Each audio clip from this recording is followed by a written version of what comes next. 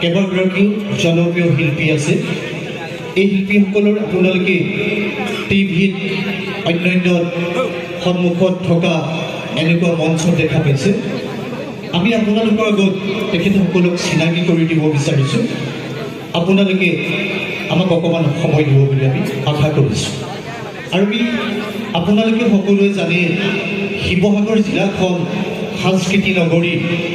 শিৱসাগৰ জিলাৰ আমগুৰি সংলগ্নৰ চামগুৰি অঞ্চলৰ সাহিত্য সাংস্কৃতিক ক্ৰীড়া ক্ষেত্ৰত আগবঢ়া অঞ্চল। আৰু এই অঞ্চলৰ মানুহখিনি আমাৰ ডুবৈলৈকে অভিনয় কৰি থকা শিল্পীসকল যেতিয়া মঞ্চত আহিব আপোনালোকক চিনাকি কৰি দিম। আপোনালোকে যে এই মঞ্চৰ পৰা বেয়া শব্দ ইউজ নকৰে তাৰ বাবে আপোনালোকক অনুৰোধ জনাইছোঁ।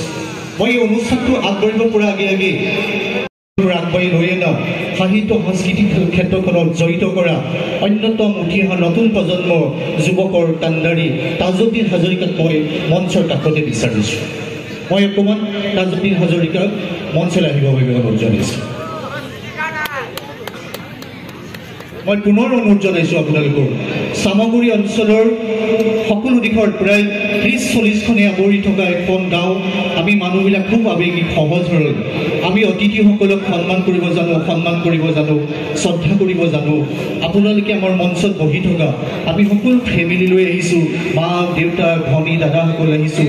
কোনোবাই শিক্ষক কৰে, কোনোবাই বিভিন্ন দিশত চাকৰি কৰে। সকলোৱে এটা অনুষ্ঠান বহুত বছৰ বিৰতিৰ পিছত আমি একেলগে ফেমিলি লৈ ইয়াত নাট উপভোগ কৰিবলৈ আহিছোঁ। মই আশা ৰাখিছোঁ আপোনালোকে কোনো বেয়া শব্দ দৰ্শকৰ মাজৰ পৰা ইউজ নকৰে যেন। মই এই অনুষ্ঠানটো আগবঢ়া সভাপতি বিশিষ্ট ব্যৱসায়ী মৰিদালিক মই মঞ্চলৈ আহিবৰ বাবে মই অনুৰোধ জনাইছোঁ।